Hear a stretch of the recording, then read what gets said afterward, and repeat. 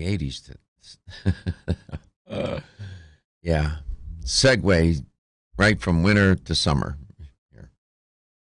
Not much of a seasonal change. I sort of missed that. Well, I guess winters are tough, and summers are tough here, though. That's for sure. Got to keep hydrated. Yeah, absolutely. We'll talk a lot about that this summer. Try to remind people going to the beach, people going to the beach, and sunscreen and all that stuff. People, I don't know. Do you go to the beach? I don't go to the beach. I live here. I don't go to the beach. I do, once in a while. Do you? I might go for the sunset. I used to go to the beach a long time ago. I'm going tomorrow. Oh, you are taking your little girl? Yeah, they actually have in Apollo Beach. There's a kite festival that they do every year where they have like kites that they give to the kids, and you go out there and on the beach and they fly the kites and everything. So I actually will be at a beach in Florida tomorrow. That's and fun. Very warm and very uncomfortable and probably dreading it.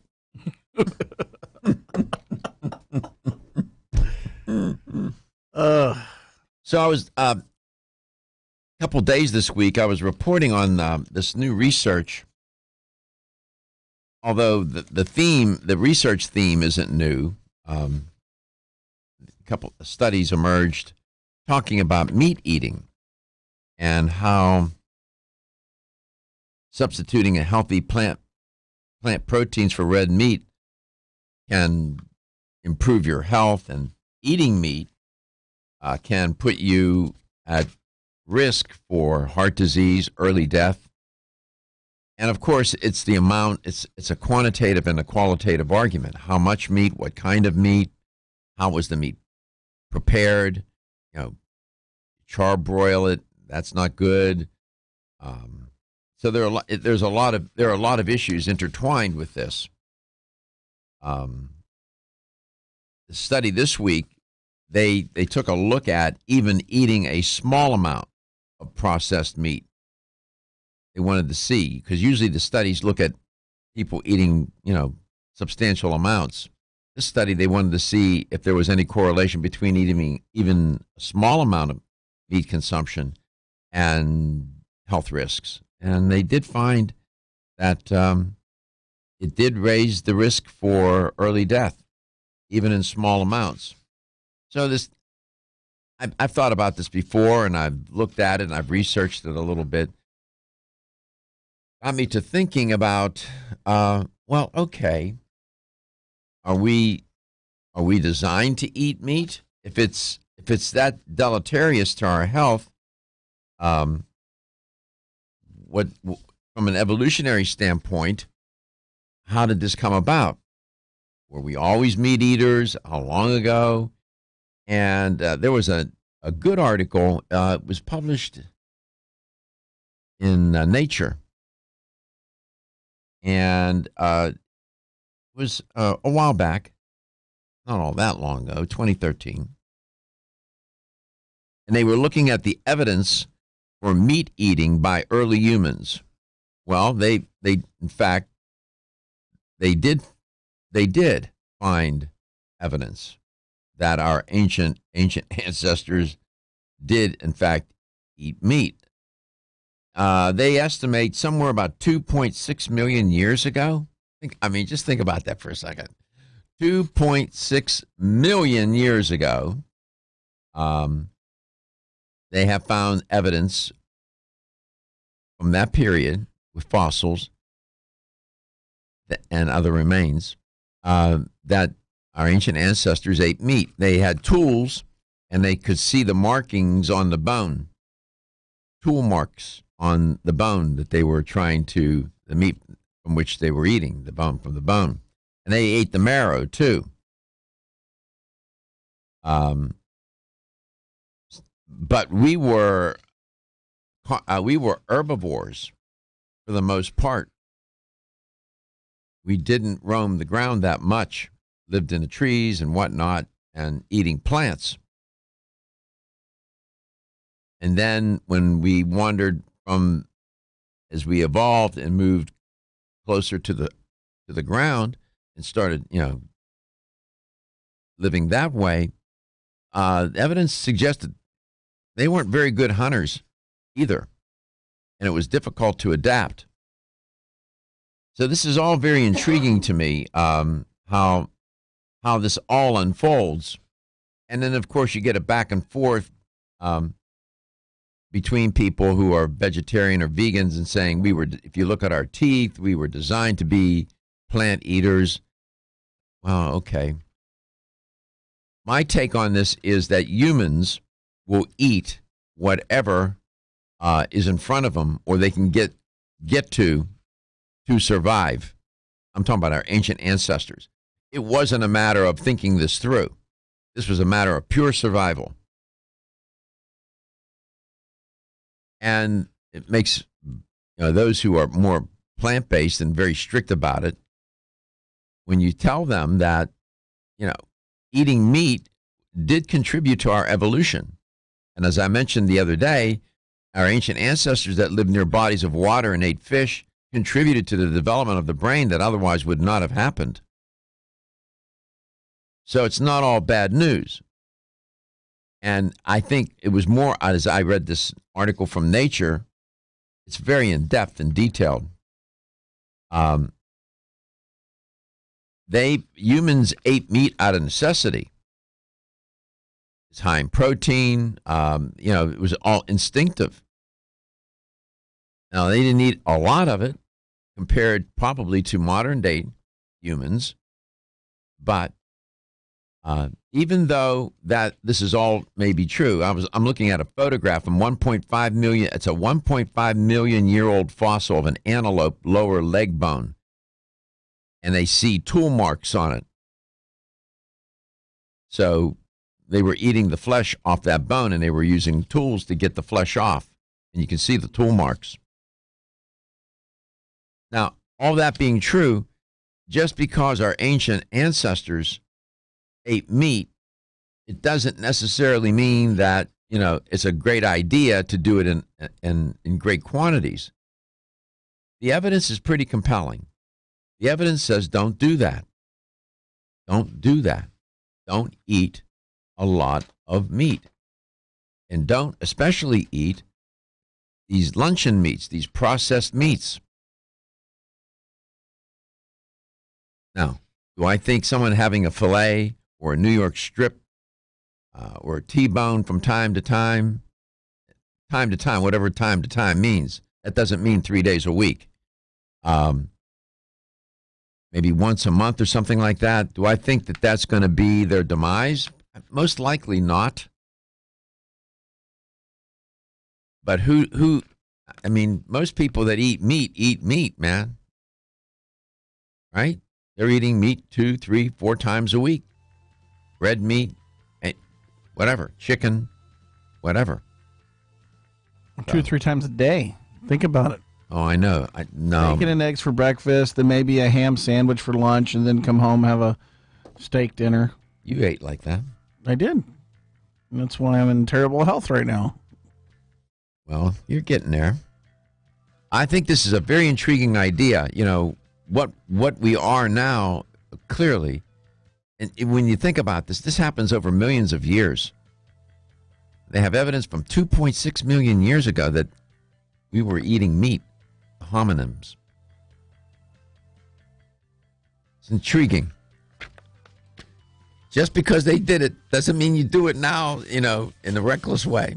We come back, just saying.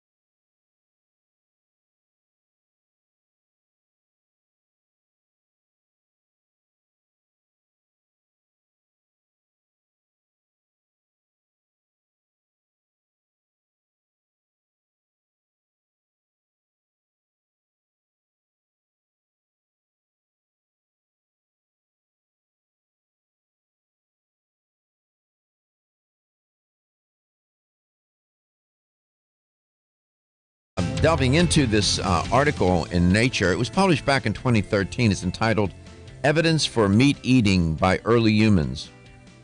It's a well-written piece. Of course, Nature, they do a good job. It's intriguing how, in our evolution, 2.6 million years ago, a remarkable expansion. Here's what they said in the article. Let me quote them. The diet of the earliest hominins was probably somewhat similar to the diet of modern chimpanzees. It was omnivorous, including large quantities of fruit, leaves, flowers, bark, insects, and meat. Tooth morphology and dental microwear studies suggest that the diet of some hominins may have included hard food items such as seeds and nuts, and underground storage organs such as roots and tubers. By at least 2.6 million years ago, a remarkable expansion in this diet started to occur. Some hominins began incorporating meat and marrow from small to very large animals into their diet. And so they get into the narrative, that's what they open with, and they look at when, where, who, what, and why, and how, for that matter. And it's rather intriguing. Strongest evidence for meat and marrow eating are butchery marks found on bones. Slicing meat off a bone with a sharp-edged tool can leave cut marks. Pounding a bone with a large stone to break it open and extract the marrow inside can leave percussion marks. Cut and percussion marks, which together are called butchery marks, may be the result of skinning, disarticulation, and bone breakage for dietary and non-dietary reasons. Their instinct was to eat the marrow. What do we have going on now in modern times? What are some of the things that we're even talking about here on the show? There's a company that's a sponsor. Yeah. I know. Bone broth. Bone broth. Okay. Ancient Nutrition with their bone broth. Yeah. Yeah. This is, we're talking, boy, how things circle around. They had the insight and the instinct to break open the bone to get to the marrow. I guess they found it tasty. This is a very well-referenced article, by the way. Scientists began to recognize these butchery marks on early Stone Age fossil assemblages in the 1980s. As I told you, there are scientists working in all sorts of fields, right? Doing their work. You have archaeologists, medical anthropologists, you have chemists, you have biologists, whatever. Doing their work in obscurity, nobody knows, and yeah, except their colleagues and those who read the journals in which they publish. They said that only those fossilized bones with butchery marks can confidently be tied to hominin diet. The earliest well-accepted evidence for this novel dietary behavior comes from about 2.6 million years at the site of Ghana, Ethiopia. Probably not coincidentally, they write, it's also around this time that we start to see the first evidence of archaeologically visible accumulations of stone tools. There may be evidence of hominin butchered bones about 3 million years ago in another place, Ethiopia. They found remains there. But this evidence, they said, consists of only a few bone specimens and has been disputed.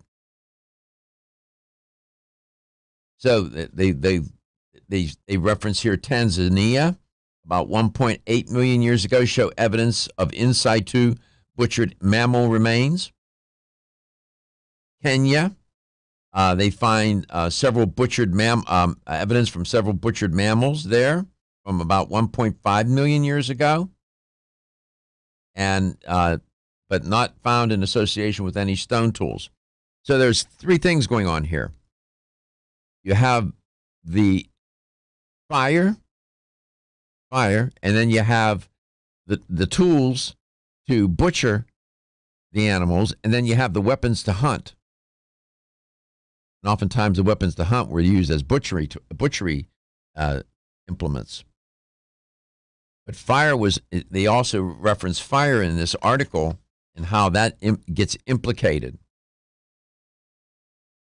Rather intriguing, from whence we come. We lose sight of that, right? We're driving down the highway in morning or 5 o'clock traffic and not thinking about our ancient and literally ancient ancestors and from whence we came. We are a complicated lot. Here's how to connect. You can reach us at 877-897-8255. That's 877-897-TALK. Follow us on Facebook at Let's Talk Nutrition. Like us and share us with your friends.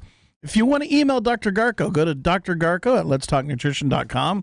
You can email him or on Instagram at Let's Talk Nutrition, and subscribe to our YouTube channel where we have over 62,000 views, almost 65,000 now, and 1,100 videos. So when we come live, you get an alert if you subscribe. I don't necessarily think that we evolved to eat meat. I think the hominins, at different times in evolution, ate meat out of necessity. It wasn't, it was necessity. And it has shaped our biology. It has. Our anatomy, our biology, our chemistry. For sure. No doubt. Don't think I don't like I enjoy steak. I would like a nice fillet or ribs. I like ribs, but I know better. I mean, eating those on a regular basis, don't think so. Not that I'm not tempted, just like you. Stuart Tompk is our guest today. We'll see if we can round him up. Meat eaters we are, huh?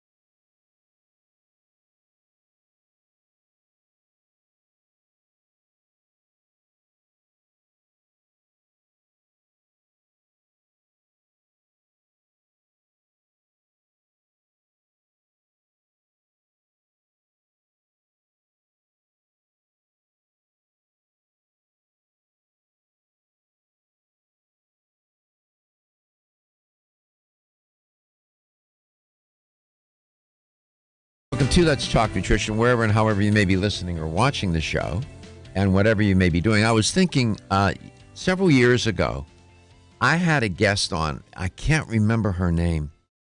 She was a medical anthropologist. She was amazing, an amazing guest. And she was doing work in, of all places, Mongolia. And, of course, in Mongolia, that is a pastoral society. They don't eat a lot of vegetables and plants, generally. It's a meat. They're meat eaters. They're omnivores, but in fact, meat is celebrated. It's almost has a religious aspect to it. They pray before they slaughter the animals. They pray over the animals. And their health is horrible, by the way. And she was intriguing. Medical anthropologist.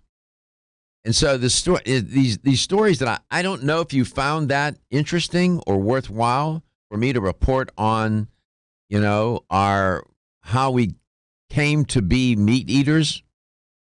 I think by nature we're omnivores, and I don't think we evolved to eat meat. I think we ate meat out of necessity based on what I have read, and I'm not an expert in that area.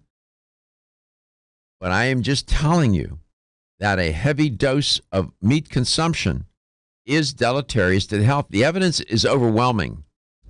Honestly, there are hundreds, if not thousands, of studies to support this. At least hundreds and hundreds. Maybe there's a couple thousand, I don't know. So I bring it to your attention for you to think about and consider. I know people that eat meat, Gary said, 3 and 4 times a week, and they grill it on top of it, which is a horrible thing. They char it and they eat the char.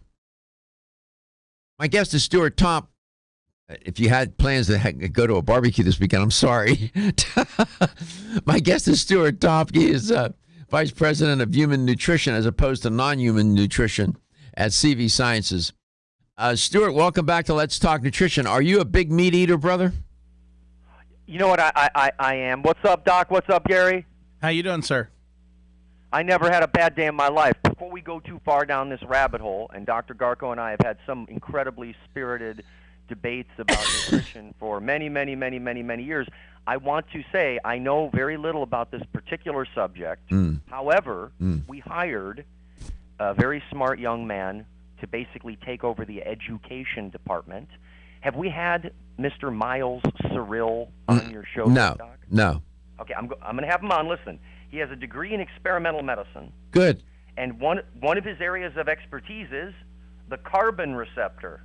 Okay. The carbon receptor. Now listen, a little bit of that char, tiny bit, may actually be hormetic and might be okay. You've got a receptor to deal with that. Too much of that, like most people are getting, that's a big problem. But I'd like to have Miles Cyril on to talk about the bell-shaped curve of the carbon receptor, which was his thesis work. Okay, we can bring him on.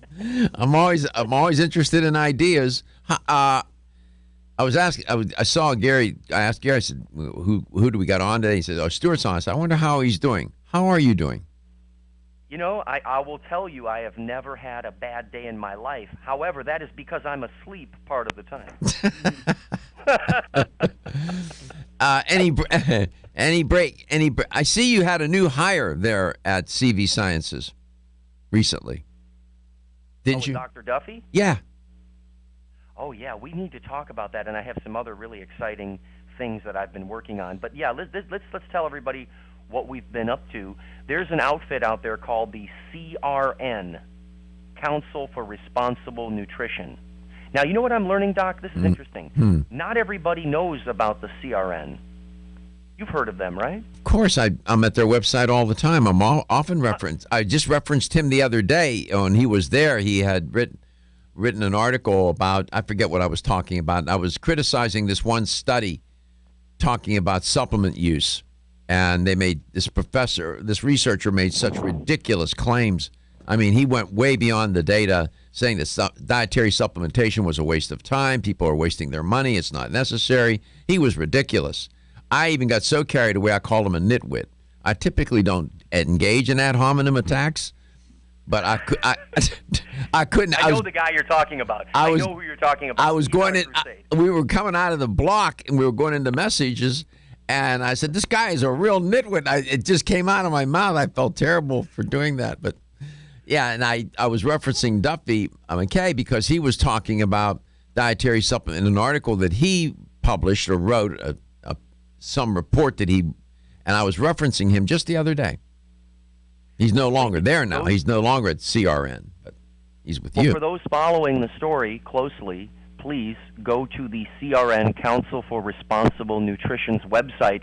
So this is where it's a really interesting story, at least in my opinion, about relationships and connections over a long period of time, and trying to build a network that's sustainable rather than anything that's short-term. And you've been, in my memory, one of the first people that got on the radio and said, "We're not here to sell products." I remember the first time you were on air.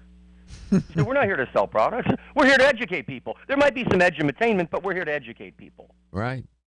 It has to be entertaining. It has to be that. And, you know, you and I are both supporters and advocates of dietary supplementation, and it has its place and its purpose. But it's not going to raise. They're not going to raise Lazarus from the dead, and they're not going to, do all these ridiculous things that people say. But you got him working for you. He's a smart dude. Yes, and I was really trying to crystallize that point. He is not a fan of wild self-medication, self-supplementation. He's interested, as you are, in evidence-based nutrition. And if that crosses over into evidence-based medicine, then so be it. So in any case, he's been a mentor to me, as you have over the years, became a great friend, and he spent 10 years at the very tip of the spear in Washington, D.C. So for those of you, if you can't visualize what I'm talking about, there's a trade organization that every giant nutrition company in the world belongs to. Abbott, Pfizer, and then think of all the supplement companies we know, all the big every major company belongs to this organization. And our friend and colleague, Dr. Duffy McKay, his title was the Senior Vice President, Scientific and Regulatory Affairs. Anytime an issue has come up over the last decade about dietary supplements and the feds, good news or bad news, Duffy has been right smack dab in the middle. And that person now has that same title for CV Sciences. So Dr. Douglas McKay, M.A.C., capital K-A-Y, N.D., he's a naturopathic physician, is now the Senior Vice President, Scientific and Regulatory Affairs for Plus CBD Oil and CV Sciences. And we have had some incredible conversations already. We'll be right back. Feel tired?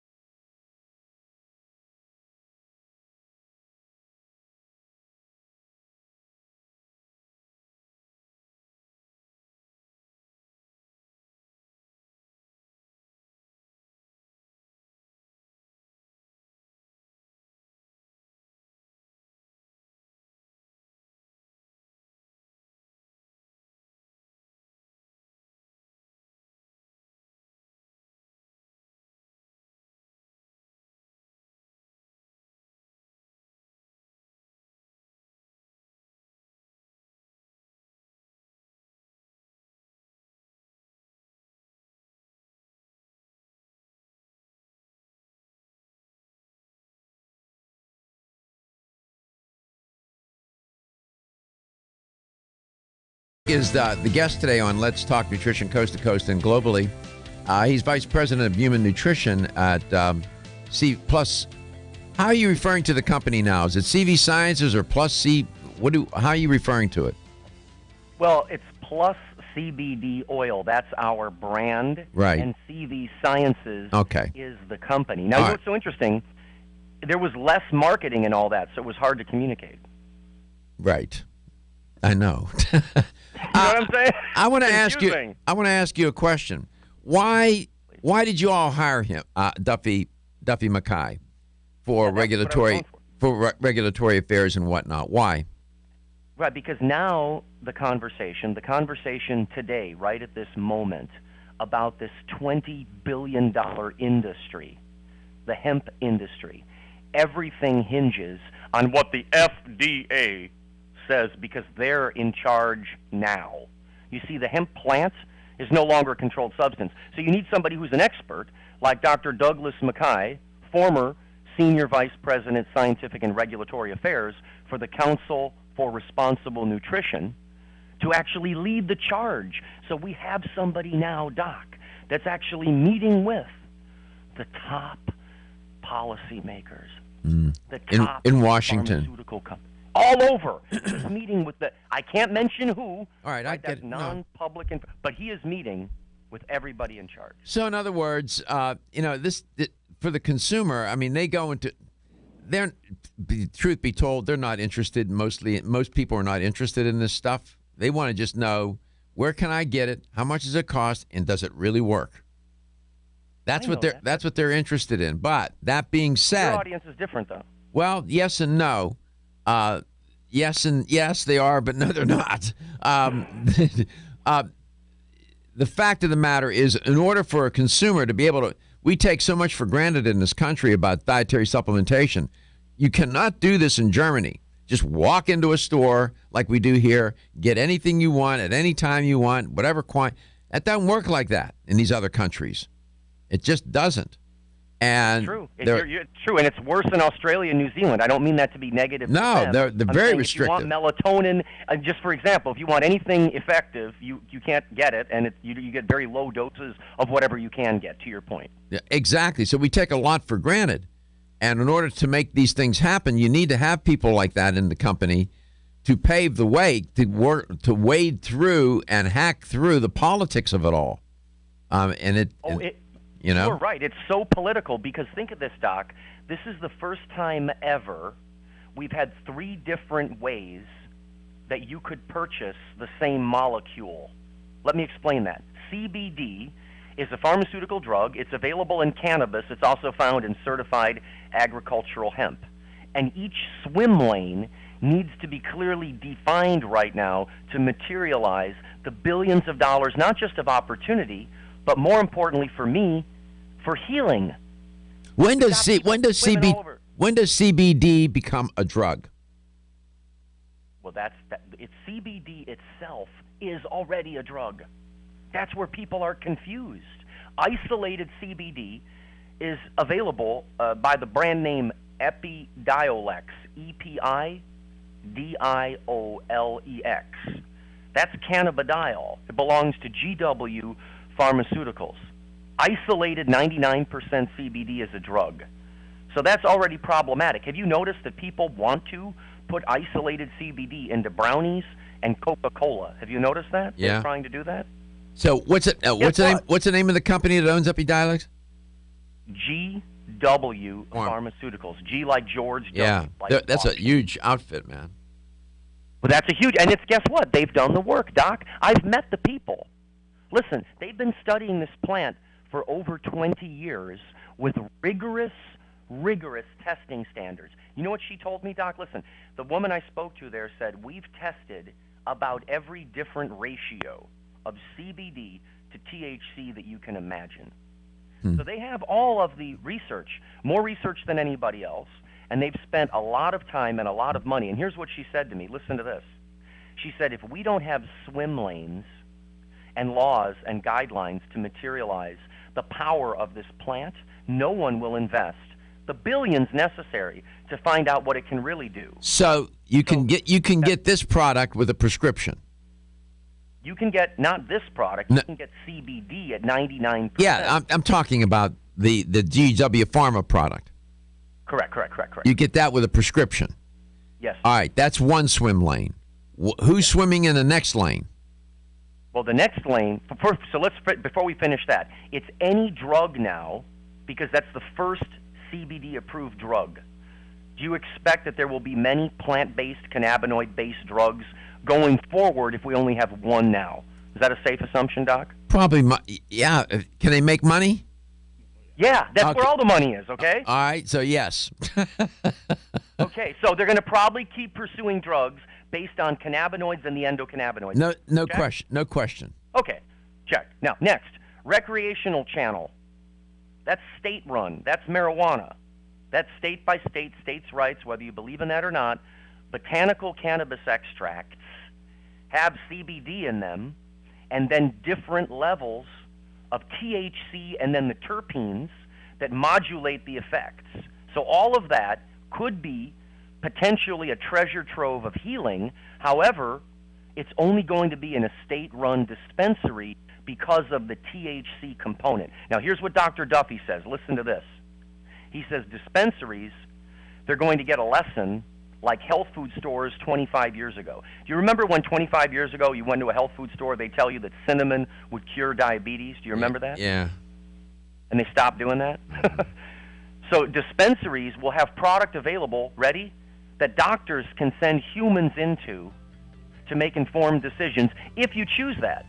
That has nothing to do with pharmacy. In the dispensaries, that's marijuana.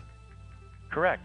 And there is a cannabidiol in those products. Yes, we can unpack that more when we come back. Yes, that's what it makes it so confusing. All right, so you can get CBD with a prescription and like GW Pharma with their product. That's one avenue. Second avenue is to go into a dispensary where they sell paraphernalia, marijuana, and so on, and you can get CBD there.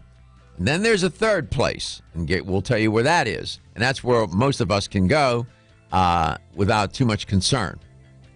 I'm just curious how much a prescription of that costs. Do you know? Oh, I can tell you, I know. Is it a lot? It's a fortune. It's a fortune. All right. We're here to learn, and this is by way of trying to inform you, the listener and the viewer.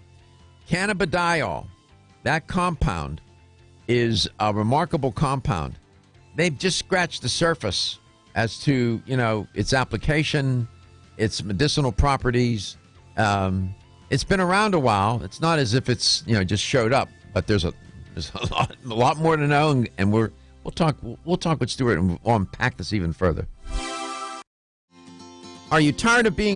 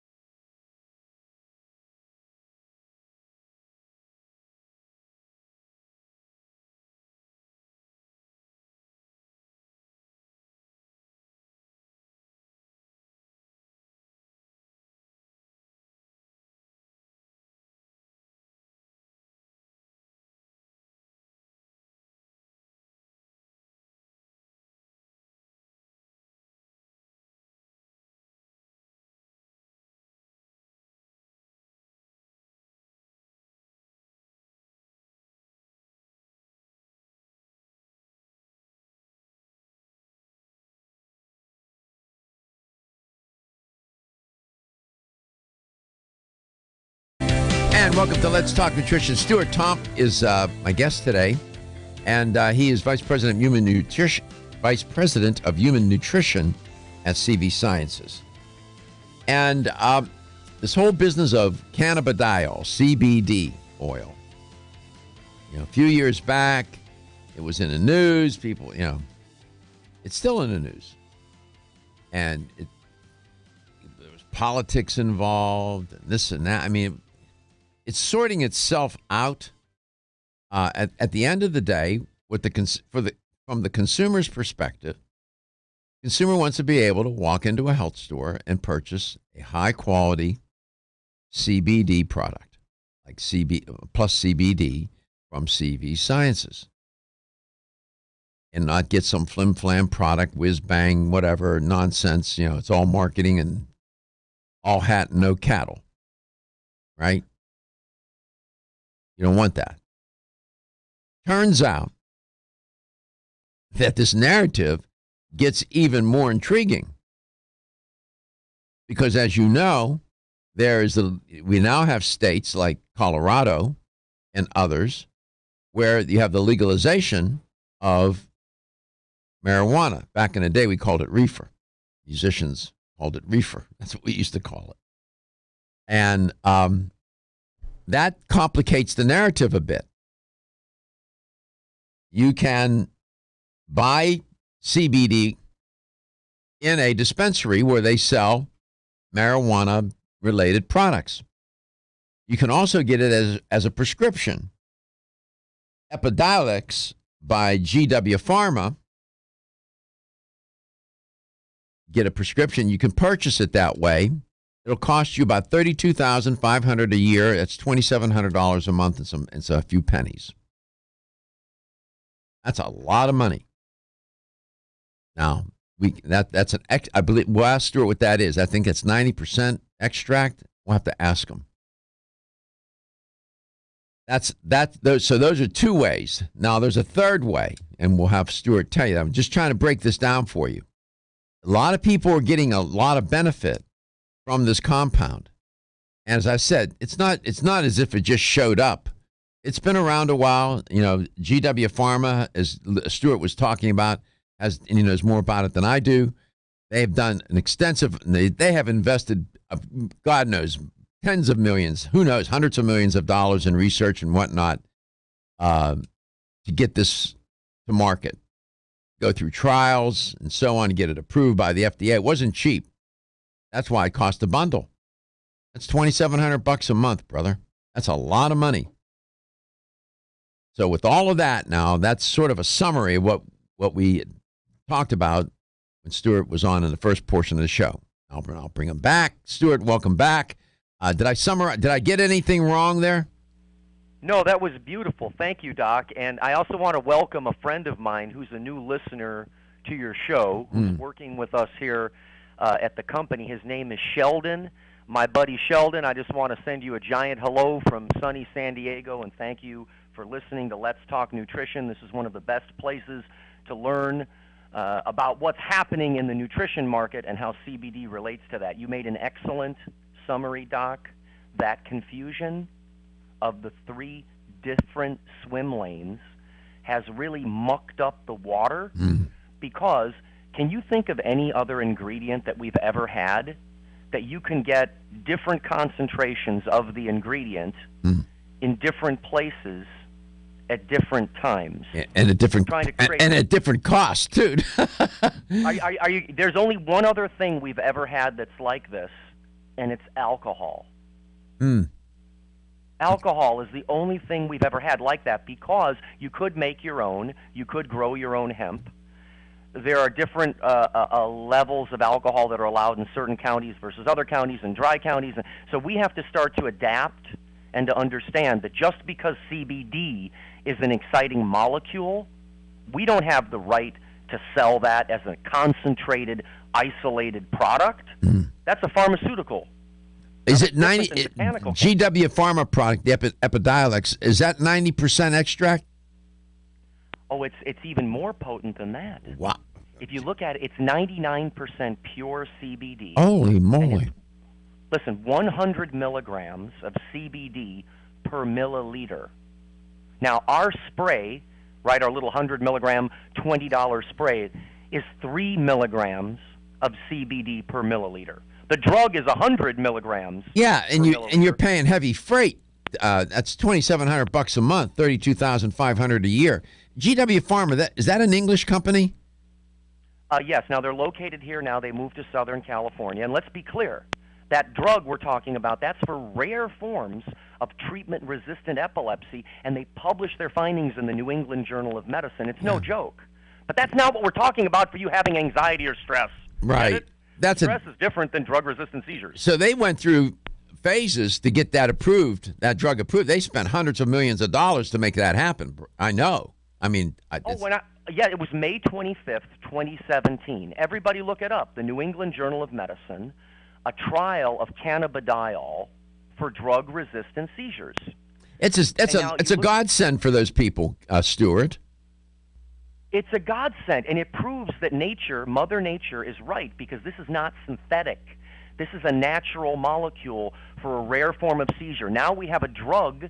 You send somebody to a pharmacy for that. So I hope everybody's clear. No one at home should be self-medicating for rare forms of seizures. Right, doctor? Absolutely. And the third place that people can purchase this product is in a health store, right? Well, as long as it's true food fiber hemp. Right now, Doc, people are selling either the isolated CBD or marijuana-derived CBD in health food stores because it's a Wild West food fight, which is why you need to trust Plus CBD oil, because when it all gets straightened out, and it's coming, we'll be one of the only brands left on the shelf. Really? Yeah, because we're doing it right. So food fiber hemp. That's what we're talking about. The CDB. That's the conversation. Food fiber hemp. Now, I know the company, CV Sciences, I mean, you guys were on the early adopters, early innovators, early whatever with this, and have led the way. How many years has it been now that you've been with them? We started in 2012. I joined in 2014. Wow. The first legal seed in the ground in the United States of America belonged to CV Sciences. We've written giant checks down in Kentucky at multiple research centers and universities because fiber hemp that I'm talking about, that we use to make our products, that's what the Farm Bill was all about. The Farm Bill was to get another crop to rotate between corn and soy, to get another crop to create products that are alternatives to plastic. That's what the Farm Bill was all about, Doc. And people are growing marijuana to make CBD extracts, or they're doing chemistry in a laboratory. And our products require combines, overalls, dirt, and making farming great again. And it's a different argument. Right. People missed it. I mean, you need a John Deere to do what you're doing. And, let's go to, let's talk to Rufino Pato in Clarksville, Georgia. I figured he would call. I knew he would get intrigued. Rufino, welcome back. Hey, Doc. How you doing, buddy? I'm good, man. Hey, I wanted to chime in because he's exactly right. There are a lot of phonies out there right now. It's terrible. There's a shop being built that I know of that is using trash, and it's refilling jars with garbage that's not even real CBD. It's terrible. I had a gentleman come in here, and he wanted to sell me some gummies. He said, these are really great gummies. Red dye number 40. I'm like, are you kidding me? You know, I mean, it's out there. And the problem we're having in Georgia, Doc, and I'm going to be totally honest, is the laws have not caught up with hemp stores yet, because I'm the first hemp store in all the counties around here. The banks are afraid to touch us. Merchant services are afraid to touch us because they feel like we're just dealing with weed. You know, and so I've had an uphill battle here at the new store, and it's terrible because CBD, although legal in all the states are coming in and saying, no, you're dealing with cannabis. We're not going to deal with you. Hold your thought. See how complicated it gets? We'll be right back. Ridgecrest Herbal's original clear.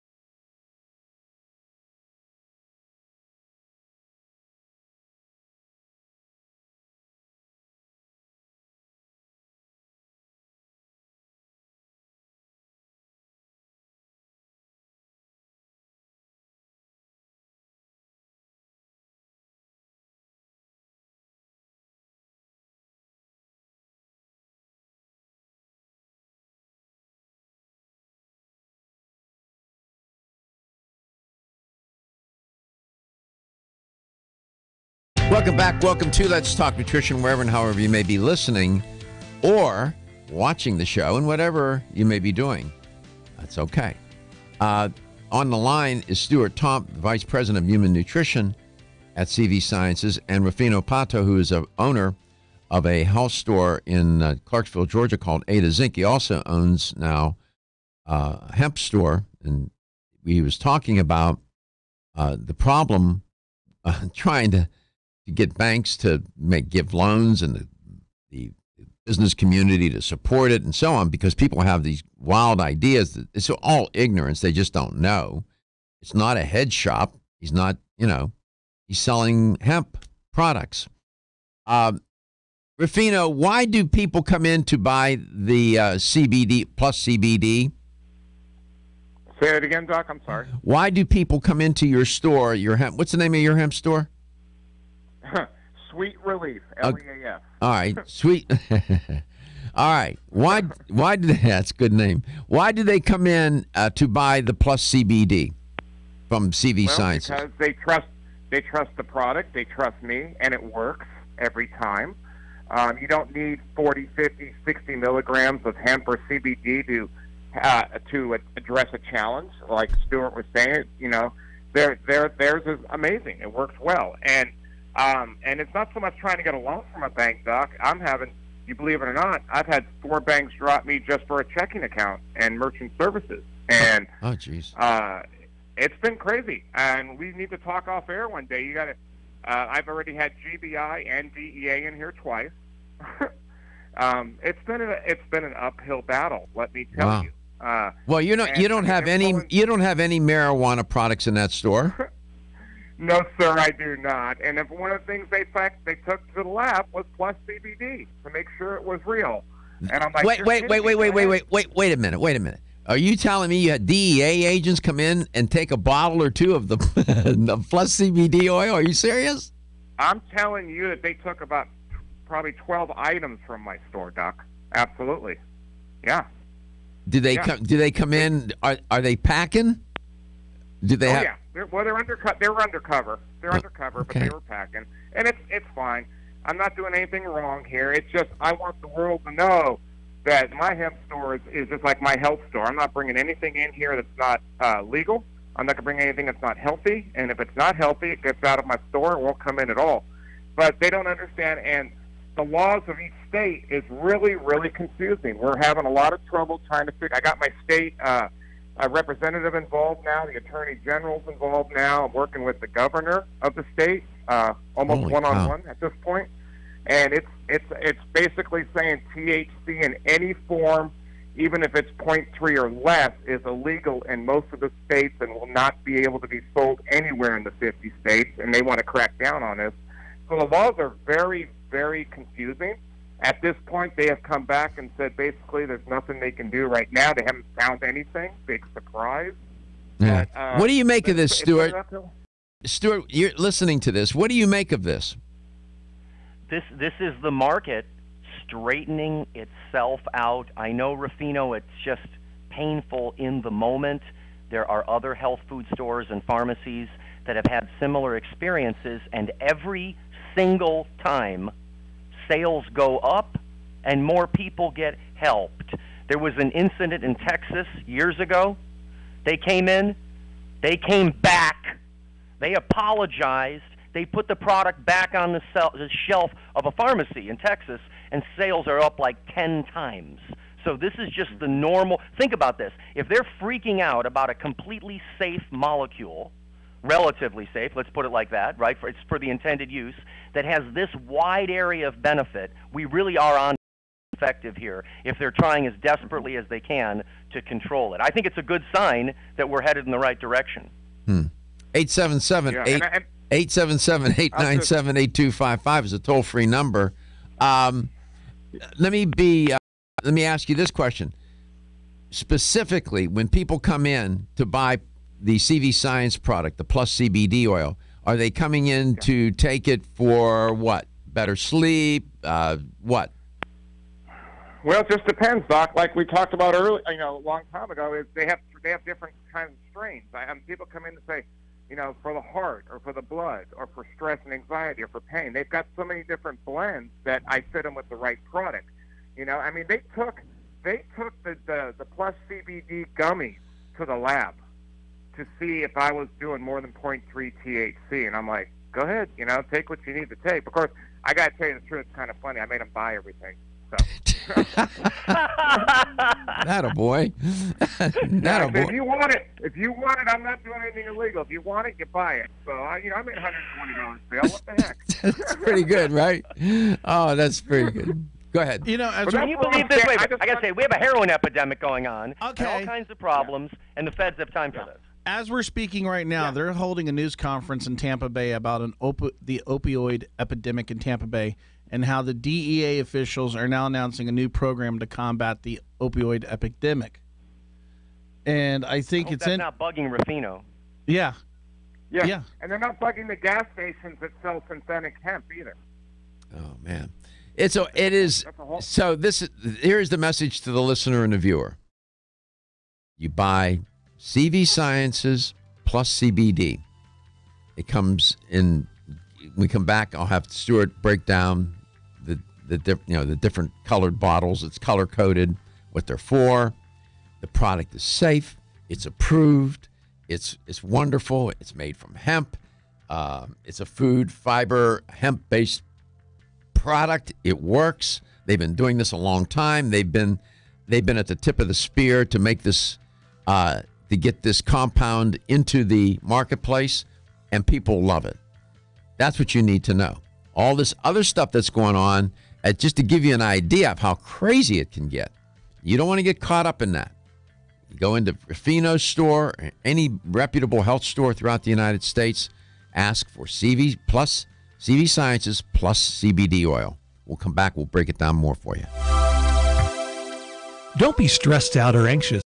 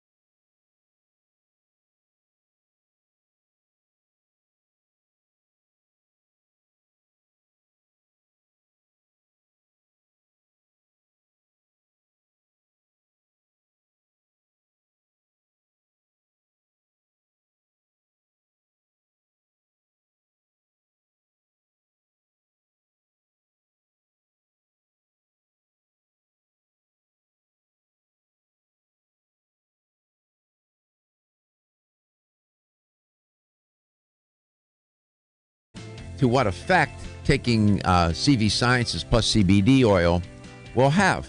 People take it for a variety of different reasons. It's making its way into the marketplace. People are figuring it out. We're trying to educate the consumer about this compound. Stuart, welcome back. So you guys have color-coded your products, which is kind of cool. Make it easy, right? Red, green, and gold. Red, green, and gold. Let's start with the red label. What does the red label product? What's in that product? What's it intended to do?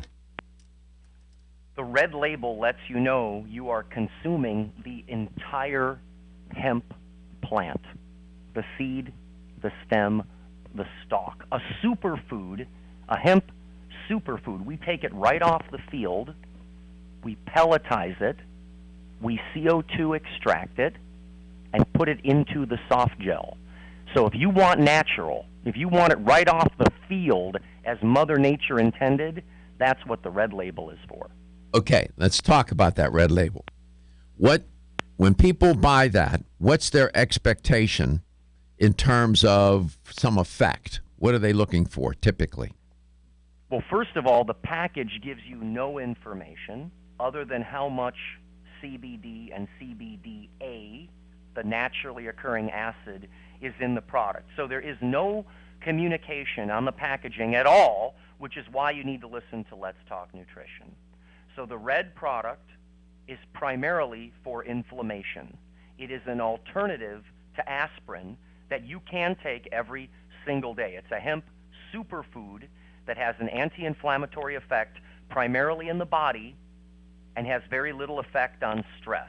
So it's a hemp, it's a whole food product. It's hemp, it's whole, how can I put this? Whole food hemp. Correct. Whole food hemp product. Right off the field. Right off, you pelletize it, they harvest it, they bring it into the facility, they pelletize it, they CO2 extract it, get it, and it's in a pill form, yes? Correct, and it contains, and there's a dropper, and when you get it like that in the red label, it contains 500 cofactors. So if you like the idea of the complexity of nature as opposed to anything reductionist, you will resonate with the red label. For example, do you know how people are using camu and acerola and rosehip for vitamin C instead of ascorbic acid, right? Yes. If you're that kind of person, you're going to dig the red product. Okay. It'll resonate with you. All right, so there's red, there's green. What's in the green label product? Well, the green is the red label product after it has been activated, heated overnight. When you activate it, the cannabinoids like CBD can cross into your brain. The red product supports the body. The green product now is for stress and anxiety because it goes up into your brain and it helps to relax you. When you use that term activated, what does that mean? I think that means that the CBD has been primed so that it can traverse through your blood-brain barrier and support the targets that you need in the central nervous system. It needs to be activated to penetrate into the receptor sites where it's needed the most. When you say primed, are you putting it in a protein, a delivery system or something to get across? What are you doing? Heating? No, we're heating it. Overnight. All right, heating it. Okay. The heat changes this very large molecule. Thank you for drilling down on that. Thank you. The heat changes the large molecule in the plant into something that can go into your brain. All right. So this now, you're going to get a sort of a neurological effect, if you will? Oh, yes. This has a neurological effect, and this is ideal for people looking for alternatives to dealing with crippling stress. Now, here's my favorite part of this, Doc. These products don't alter the response to emotional stimuli or produce Valium-like effects in healthy human subjects. So if you're healthy, don't worry, you won't have any relaxation at all unless you need it. You get it? Mm-hmm. It's more adaptogenic and homeostatic. It's different than a Valium. It only works if you need it. I see. So in other words, the chemically the product is an adaptogen. It will adapt to the condition of your particular biological condition. Even though that's a bit oversimplified, certainly much more than a drug like Valium that has a global effect. This stuff is supportive. I want people to think adaptogenic, homeostatic, supportive, and nourishing. It nourishes your central nervous system, helps you deal with stress more effectively. And then you have the gold labeled product. Now that's highly concentrated. That's the most concentrated, most standardized product that we make. However, it's still full spectrum. To make the gold product, we take 10 kilograms of the green and distill it down into 3 kilograms of gold oil. So the gold oil has the highest amount of the cannabinoids and the fatty acids and the vitamin E, all of the fat-loving stuff that really helps drive its bioavailability and its availability in general. The gold is the most concentrated way. That's for pain, treatment-resistant conditions, and even things like addiction. Would it also moderate the effects of stress? Oh, yes. That's where all of these things work. Red, green, or gold, all of them help you deal with cortisone levels going up, inflammation levels going up, long-term changes in cognitive function going down. Doc, they rescue neurons.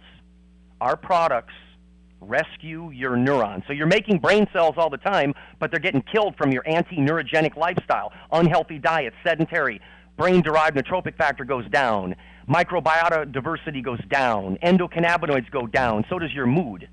Our products rescue your brain cells. They're pro-neurogenic modulators. If you add plus CBD oil to exercise, a healthy diet, and probiotics, wow, you regain your power.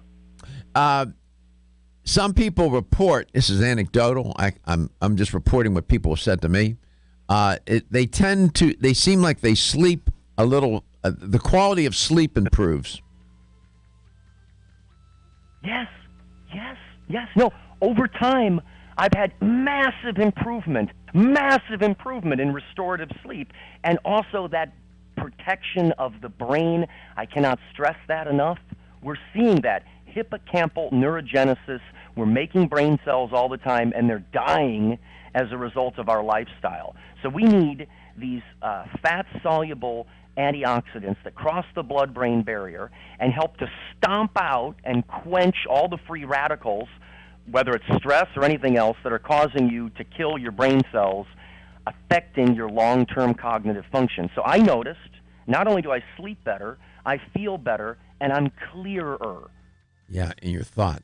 We'll be back. We'll have the LTN Health question of the day. Want to get at the core?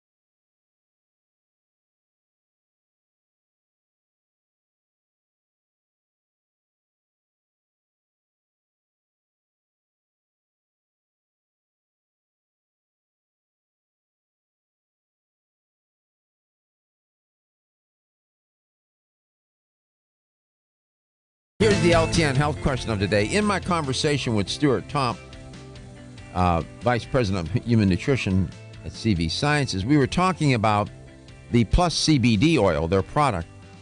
And it comes in 3 different forms here. They have the red labeled product, the green labeled product, and the gold labeled product. And Stuart broke that down very nicely, a nice, clear, and concise description and explanation of those 3 different variations on a theme. And with each one, he gave a key word as to what it fundamentally does, but it does much more than that. But each one, he sort of gave it a functional description. Was it the red label, the green label, or the gold label that really will, and he used the word stress, that will help moderate some of the effects of stress? Was it the red labeled product, the green labeled product, or the gold labeled product? Remember, he talked about inflammation, stress, and pain. And he used one of those key words to talk about the stress. He used that key word for which product? The red, the green, or the gold labeled product? Here's a number to call. 877-897-8255. That's 877-897-TALK. So are you back out on the road doing any talks, Stuart, or they have you now pretty much anchored in the office? Oh, no, I'm on the road again nonstop. I just came back from a long trip. We had the first Fresh Time Connect, one of our big chains, Fresh Time, their first ever trade show just for that chain called Fresh Time Connect, and we had a chance to speak to hundreds of retailers. So the evolution is alive and well. It's really caught on. I mean, where it was 4 or 5 years ago. I mean, it's remarkable. People looking for these natural solutions to for health issues that they have. I mean, it's just, and I'm glad to be able to contribute to the education of the listener and the viewer who are consumers of health products and other products here on the show, and just trying to share that sort of. It's a little messy right now in terms of it is. What's going on in some of these stores. What you need to do is walk into a health store, ask for CV Sciences Plus CBD oil, the red, the green, or the gold label. Your problem is solved. That's simple. Like in Clarksville, Georgia, you have Rufino Pato. He has his regular health store. Then he has a hemp store where he sells hemp-related products. And he has Plus CBD in there, and it is one of the product lines. Okay. Back in the day, they had hemp shoes, hemp belts, and all that. Back in the 60s, that was a big deal, Stuart. And that won't come back if we don't get the swim lanes that we talked about at the top of the show straight, because listen closely. If you use indoor cannabis to make CBD extracts, there are no fibers and no seeds, therefore there are no plastic alternatives. So what we're doing with food fiber hemp is the right way to do it, number one. Number two, this endocannabinoid system, that's really the darling of this whole conversation. So more and more, Dr. Garko and I will unpack how Plus CBD and learning about your health also interacts with this endocannabinoid system, which plays an important role during brain development, regulating cell proliferation, migration, differentiation, and survival of your brain cells. So instead of telling people how these products will cure your diseases, how about this? Regain your power, update your network, and improve your connections with Plus CBD oil. Look, at the FTC can't say anything about that, Doc. Right. That's it. Let's go to Tampa, Florida. Who is that guest, Stephen? Shama. Shama, welcome to the show. It's great to have you on. Same here. Thank you. How are you today? Great. Have you ever taken a CBD product? CBD for sleeping. What's that? To help you sleep. Oh, for sleep. Have you ever used the Plus CBD from CV Sciences? No. All right. I think I might. You need to, no. You need to. Great. You need to. That product.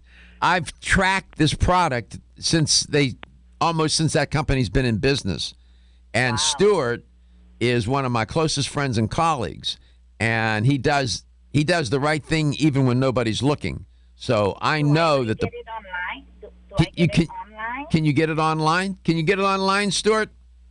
Yes, you can. However, go to a local independent health food store and support the community.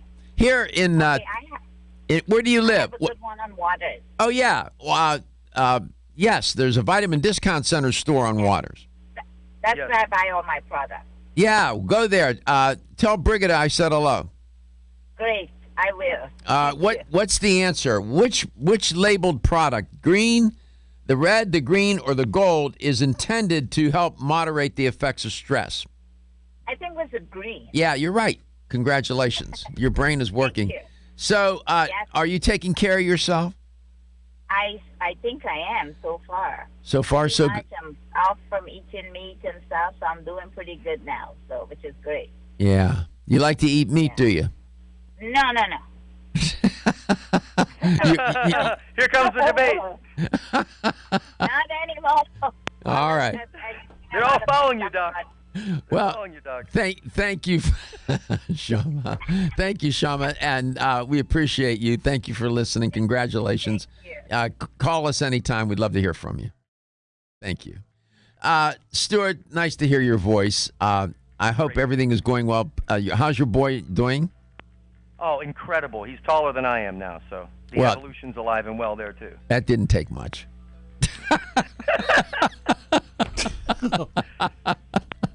That's right, the little bald guy. He had a lot of energy, though. I just threw you under the bus, man. I'm sorry. I don't mind. Hey, I'm under the bus already. No, it wasn't a bus. It was my BMW. That's right. I love you, Doc. I love you more, Brett. Take care of Good to yourself. hear your voice. Say hi to Steven. Say Steven, Gary, see you guys. All right, man. Take care. Okay, bye-bye. Thank you. Thank you for tuning in today. Thank you for all of you, and many of you listen all the time. And even if you catch us when you catch can, that's great too. I'm so grateful for your listenership, your viewership, and support of the show. We're just trying here to educate ourselves and, figure it all out, because your health is your wealth, and your health is the wealth of those that care about and love you.